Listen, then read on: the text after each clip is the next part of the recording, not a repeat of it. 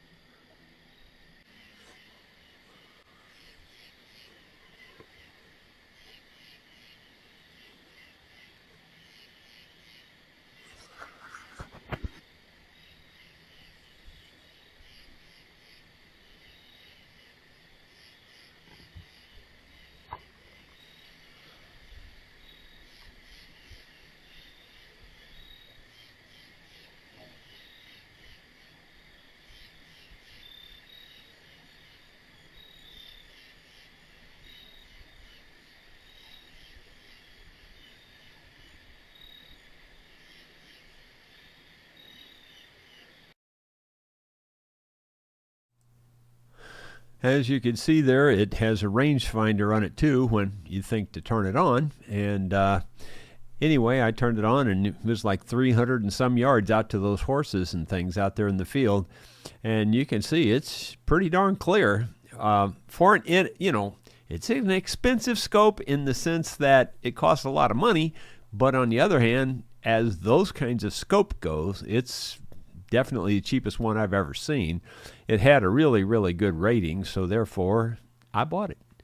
And just for those people who are concerned, just so you know, much to my chagrin, no dirty rats were killed in the making of that video. I was sitting up in the barn hoping to kill a dirty rat, but I didn't see any. I was surprised. I really thought I'd see one and saw nothing. Oh well. That's one for those of you who don't like the shooting of the rats. Anyway, here's the update on the handrails on the Waterwheel house. Well, my friends, it may not have been the most physically difficult thing to do, but it might have been the most mentally difficult thing to do, to build that darn stair rail. And it's looking good, and it's super strong. This one here wasn't much of a problem. I had to nip a little off the bottom, and I had to cut a little back angle right here because this comes out flat. But other than that, but this one was a bummer, dude. Had to cut, of course, this angle across like that. Then I had to cut a channel out down in here, through here, so that it would fit around this molding. And then I had to cut a channel through here to fit around this. And I think that was it, but that was a difficult little piece to fit. And of course it didn't fit airtight, but I did the best I could. But overall, it's super solid, very, very strong. Lag bolted in there. So I'll make another one to match the other side. Maybe it won't be quite as tough now that I at least kind of know what to watch out for. Like these compound angles here, won't be a problem for the other side, I don't think, except everything will be backwards probably, which might screw up my brain. Because I don't think you can turn these around. Yeah, they'd be going the wrong way. So everything will be backwards for this side. It just doesn't quit. I beveled the tops of these posts. I also sanded and beveled the edges on this so that it's fairly smooth. It's a little bit of a handrail. It's not the best handrail maybe in the world, but it's at least mentally you'll feel safer, even if you're not. I think you actually are pretty safe on these stairs, even without a handrail. They're fairly flat and long treads, so they're easy to climb. But I'll still make another one for the other side. I just think it'll look better, number one. And number two, this could be very dangerous if you fell into that mess. So you wouldn't want to do that. So, with little kids and stuff around here, it's probably better to do that.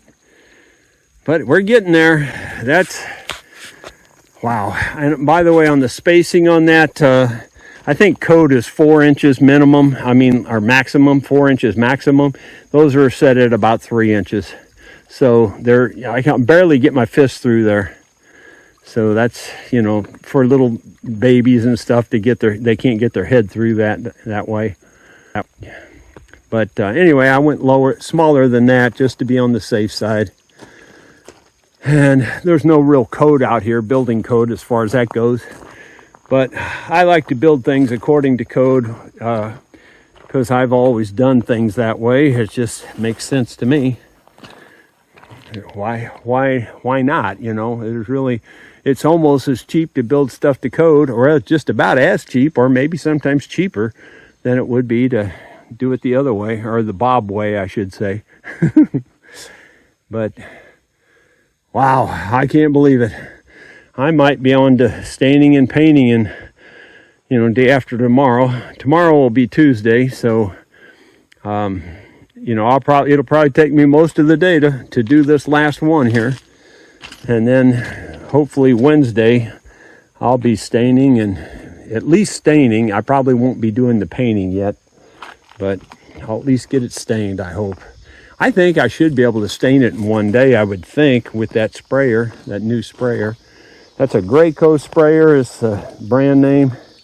I tried to, get their best one, I thought. At least look like their best one. Oh, I'm done for today. I am wore completely out. Houston, we now have a complete first impression coming through the gate. Wow, I like it a lot. I mean, I hate to brag on my own work, but doggone, I'm pretty happy with that. Yeah, that's awesome. Now all we need is for it to go to a significant drought and for the spring to dry up. Oh, why do I even say stuff like that? Oh my gosh, that thing has been faithful the whole time, just running the whole time, never stops. That's awesome. Well, there you go. We have safety rails. And I still have some work to do here, but this is not a big deal. In fact, I think I'll take this loose rock and stack it over here for now, because this is good enough for right now. Oh, I'm happy with it. Good and happy with it. We'll give you the full 360 here. Well, we won't go all the way around. I'm not going to go on the pond side today. Like I said, the scaffolding's still there, so that's going to be there until I get her stained and painted. Decided I'm not going to put the fascia boards on it. Sue likes the look of the beams, and I'm okay with the beams too. I think I'd prefer the fascia, but it's okay either way. I'm just excited to be done. No more cutting cedar, nailing boards, screwing boards, whatever I got to do. It's done. And those rails are really, really solid. They're lag bolted in. Yeah, they're not going anywhere, as they say. Just tickled to be done. Woohoo! I am so glad. It's just, when I started that project, what was it, 2 years ago, I guess, with the pond and bringing the level of the pond up. I brought the water depth up by 6 inches and changed where the pond drained, because it used to drain to JR's field. Now it drains out into the creek. And then along the way, I had to fix leaks in the dam from those walnut trees, and then of course I had to dig all that out and build a retaining wall there, because they didn't have any room to build the building. There was just so many steps in the process, and then building that whole retaining wall was, that wasn't a 5-minute job. And then cutting down all the dang trees and then sawing all the lumber. It was a job and a half, man. I mean, that was a big job. And I knew it would be. I just knew it would be. And just tickled that I can go do something else now. Golly, it was fun doing that. It was just a lot of work. Let's see who's here. Eric, we have somebody new at the top of the list. Eric says, old proverb says, a foolish man takes offense when it isn't meant. A wise man learns to not take offense when it is. That's very good.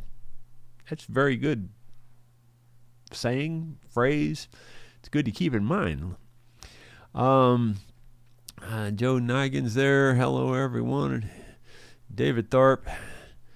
Dottie's there. Let's see. Looking for the question marks primarily. Dottie's praying for everybody. Thank you, Dottie. I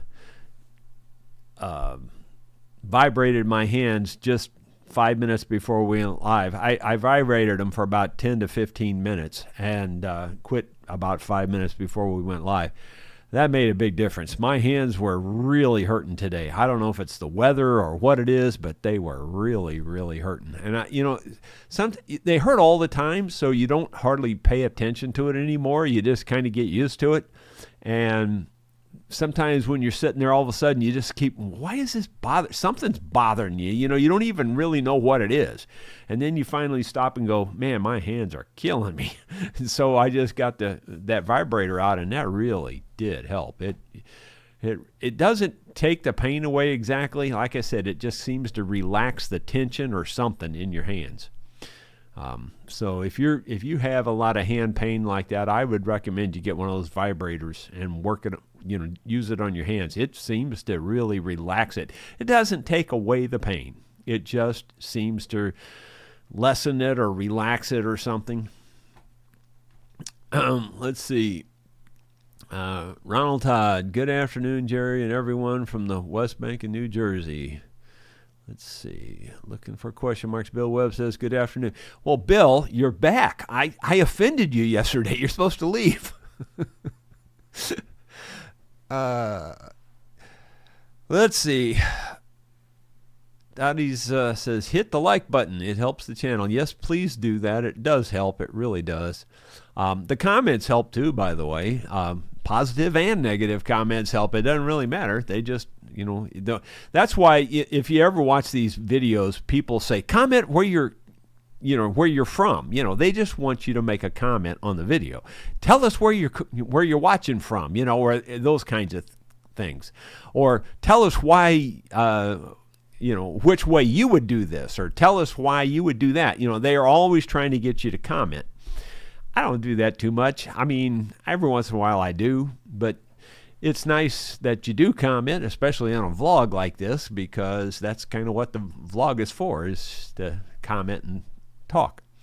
But anyway, on any video, it does help the video if you thumbs it up and if you comment on it. After we went live, Bill Mumbo says, hi, you folks. Don't upset Jerry today. The England football match starts in about an hour.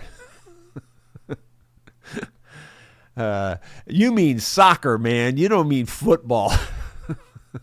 There we go. Now I can get him all up. I can get him all riled up. You're talking about soccer. You're not talking about football. Apparently the NFL here in the States is playing in all kinds of countries this year. I didn't know that, but Sue said the first Chiefs game, the Kansas City Chiefs, they played down in Brazil. That was their first. I said, what was it, an exhibition game? She goes, no, that was their first game of the season. I went, you're kidding me. And she said the stadium was packed in Brazil. So yeah, I would think that would be the case because, they don't get to see that every day. Wavy gravy, this could be a bad indicator for the economy. Yesterday, I went to buy a toaster, and they gave me a bank. Let's see. Bill Rose says, well, hello, Jerry. Okay, well, hello, Bill. Let's see. Paul Akers, watch out, Sasquatch. Yeah. Well, I should have left it in there. It was just that the footage was so shaky. I didn't, when I was out there looking in the field, when I looked way up to the left up on the hill, right at the woods line, there was something kind of glowing there, and it was in kind of the shape of a person. I mean, a little bit. It didn't exactly look like, but it did have that kind of shape, and I couldn't get it to focus, and I was shaking the camera. So if I could have got it to focus and wasn't shaking so bad, I would have shown you something. I would have labeled it as Sasquatch because it did look kind of funky looking up there on the edge of the field. I don't know what it was. I just think it was some kind of lighter colored bush or something is what it looked like. But anyway, it was kind of in the shape of a humanoid being, I guess. Paul Ducker, that's pretty dang good, Jerry. Too bad you didn't have infrared. Rats, no rats. Well, I guess it is infrared, I think. Pretty sure. There's no visible light going out. Like it's not shining a light out there in the field. If you think that's what it's doing, it's not shining a light in the barn. It's pitch black. There's no light whatsoever. It just somehow converts that blackness into light inside the camera, inside the video. So I think it is infrared, but I'm not positive about that. I don't know. Anyway, it does it without any visible light at all. You're sitting in total darkness, and everything around you is in total darkness. None of the animals know that there's a light on anywhere. Let's see. Bill Rhodes, just wanted to let you know. Okay. Well, thanks. Thanks for letting me know. Addie Hildebrandt, no, rats must have known their days are numbered. Well, they still got quite a few numbers left because I didn't see any of them last night. Let's see. Preston Johnson. Hey, Jerry, my friend. Thank you and Sue for being such wonderful stewards of your farm. You are a great example for young families. Work hard together and enjoy the rewards. Well, thank you, Preston. That's nice of you to say that. We do feel kind of like that, like we're stewards of the land here. And I just wish, kind of a regret now that I didn't take a picture of how bad this place looked when we bought it. I mean, you just, if you stop and think about it, you don't want to show people how bad it looks when you're just buying a place. You're all excited about it, so you show all the good stuff. You know, you show the creek and you show the trees and, you know, the fields and stuff. You don't show the trash piled up 3 foot high inside the buildings and stuff like that. I wish I would have shown all that, because it would have it would have been a great comparison. Seriously, the city dump didn't have anything on this place. It took me 3 years every single weekend for 3 years, pushing trash into piles and burning it with a bobcat. That's how much trash. It was unbelievable, just unbelievable. Wavy gravy. My wife is very upset that a nudist colony has moved in next door. Personally, I'm on the fence about it. That's funny. Let's see. Well, it scrolled on me. I'm looking for it. I'll find it eventually. Okay. Bill Mumbo says, I expect to see some beady eyes. My grandfather kept terriers during the war. The bombings in London meant many rats in basement areas. He preferred Jack Russells. Well, definitely dogs, you know, and especially terriers and those kinds of dogs, they can be very good at getting rats. If you watch The Mink Man, Joseph Carter, I think's his name, on YouTube, he has lots of trained dogs. He also trains minks to catch rats, and and they also catch muskrats out in the canals and things too. They catch they're hired by the government, I guess, to local government to catch muskrats in the canals and things. But he does that with both mink and with his dogs. He's got a lot of dogs. His dog Mindy or Bindi, I think it's Mindy. Anyway, he's got one dog.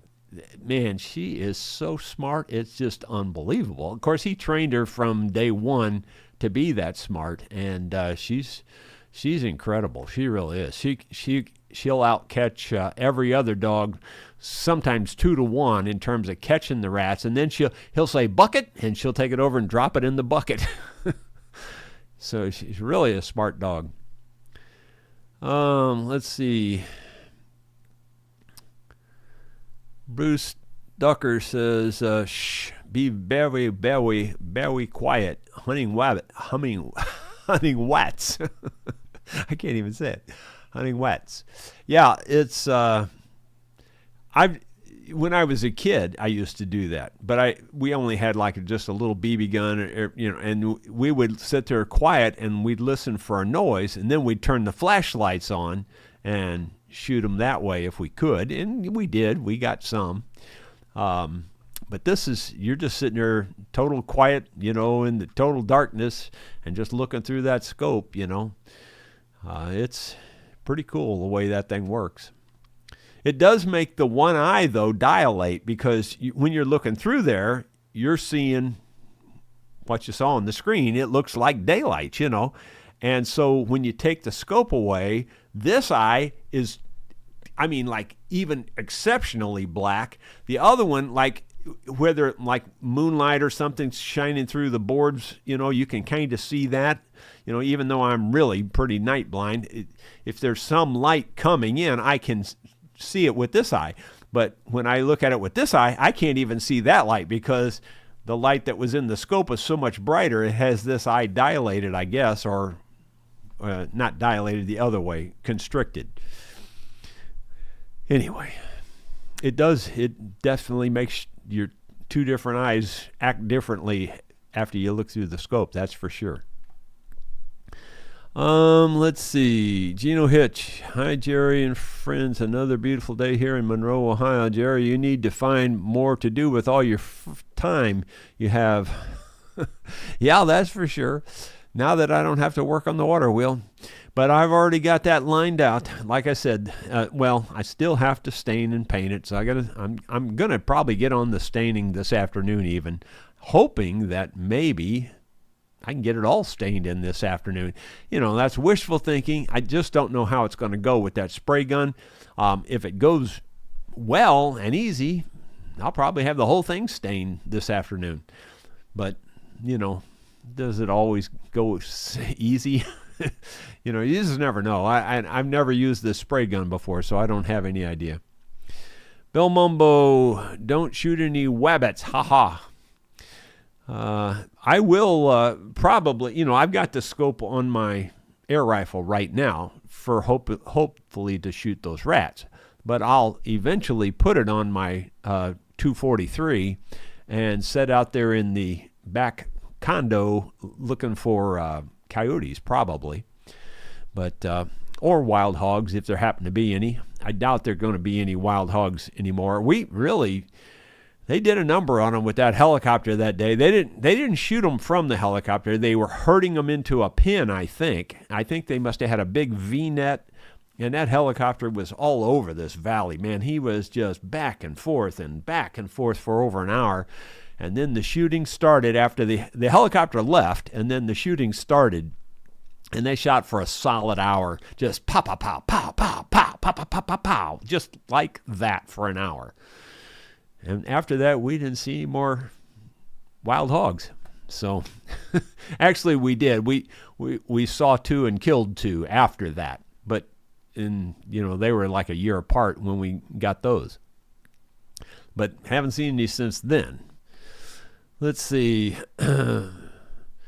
Now, Jerry, get your generator hooked up and light it up. Yeah, I am going to do that, but that probably won't happen until after I get the next 2 big projects done, like putting that roof on the well house and resurfacing the driveway. Once I get those 2 things done, then I probably will get on the generator thing and play with that. I've been looking forward to playing with that. Right now, it's probably not a good time because that's the lowest flow we've had this year. When as soon as you get it finished, that's pretty much what I was expecting. But all year, that thing has been really spinning until the last month and a half, and it's just slowing down every day because we just aren't getting any rain now. Anyway, Bill Webb says, "Look good, Jerry. Can't wait to come see it in person." Well, good. It's looking like we'll be sometime in October. Okay. I know I've got a guest coming, I think around October 2nd or 3rd, somewhere in there, that's bringing at least one instrument for a setup. So anyway, just to let you know. Gary Hayes, Jerry, the Waterwheel house looks great. Good job. Thank you. David Tharp, at a used bookstore, I found a book titled A Guide to Surgical Procedures. When I opened it, the appendix was missing. Well, of course, they would remove the appendix. That everybody knows you're supposed to do that, right? I'm still with mine, so far, at least. I know a lot of people have lost them. There we go. Okay, it's scrolling, man. I'm looking for it. Don Nye says, Jerry, I think you should make a song about the Waterwheel house. Well, you never know. You never know. What goes around comes around. Let's see. Dottie says, I know you're proud. You should be. It is beautiful addition to your farm. Well done. Thank you, Dottie. It's, it really does match the vision I had. I mean, it might even be better, like I said, because I was only planning on a 1-story, and I think the 2-story makes it look even that much cooler myself. One of these days I might actually cut a hole out in the floor where you can put a ladder through where you can get from upstairs to downstairs, but that's just a one of these days maybe thing. I don't know that I'll do that for sure. Mark B doesn't have any question marks, but he says, big fan of yours. I know you're retired, but I really enjoy your work on guitars. You are incredibly skilled. Well, thank you. Thank you very much. Mark B from Canada, by the way. Well, cool.